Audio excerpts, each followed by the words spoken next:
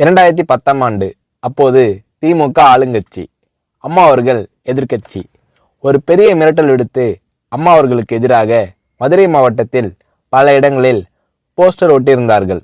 அந்த போஸ்டரில் அம்மா அவர்கள் மதுரைக்கு வந்தால் திரும்பி செல்ல மாட்டார், மதுரைக்கு அம்மா அவர்கள் வரக்கூடாது என்று மதுரை மாவட்டத்தில் பல இடங்களில் அந்த போஸ்டரை ஒட்டி பெரிய மிரட்டல் எல்லாம் கொடுத்தார்கள். அதேபோல் ஜெயா டிவிக்கும் மிரட்டல் தொலைபேசிகள், மிரட்டல் கடிதங்கள் வந்து கொண்டிருந்தது. ஜெயா டிவியின் செய்தி பிரிவினர் இந்த மிரட்டல்களை பற்றியெல்லாம் தியாகத்தலைவி சின்னம்மா அவர்களிடம் சொல்லி அம்மா அவர்களின் கவனத்திற்கு கொண்டு சென்றார்கள். அம்மா அவர்கள் துணிச்சல், வீரம், கம்பீரம் இவற்றின் ஒட்டுமொத்த உருவம். அதனால் புரட்சி தலைவி அம்மா அவர்கள், நான் மதுரைக்கு போய் தீருவேன், பொதுக்கூட்டத்தில் பேசியே தீருவேன், எது நடந்தாலும் எதிர்கொள்கிறேன் என்று சொல்கிறார்கள்.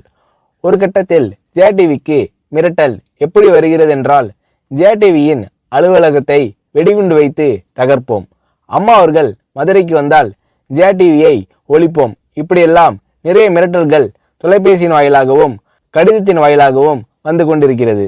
இந்த மிரட்டல்களை எல்லாம் கடந்து அம்மா அவர்கள் மதுரைக்கு சென்று பிரம்மாண்டமான பொதுக்கூட்டத்தில் லட்சக்கணக்கான மக்கள் மத்தியில் எழுச்சி உரையாற்றும் போது, ஒரு எதிர்க்கட்சியின் தலைவி என்ற முறையில் என்னை நீங்கள் மிரட்டுங்கள், ஒரு எதிர்க்கட்சியினை நான் நடத்துகிறேன் என்பதற்காக கழகத்தை மிரட்டுங்கள், ஜெயா டிவியை எதற்காக மிரட்டுகிறீர்கள், ஜெயா டிவியின் அலுவலகத்தை நீங்கள் தகர்ப்பீர்களா, ஜெயா டிவியை நீங்கள் ஒழித்து கட்டிவிடுவீர்களா, பார்க்கலாமா, ஜெயா டிவியை ஒழித்து கட்டிவிட்டால் என்னுடைய அரசியல் குரலை ஒழித்து விடலாம் என்று கனவு காணுகிறீர்களா?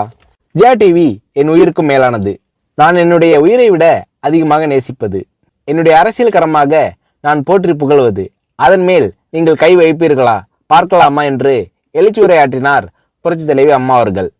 இப்படியெல்லாம் அம்மா அவர்களின் அன்புக்கும் மரியாதைக்கும் பாத்திரமாக ஜெயா டிவி இருந்தது.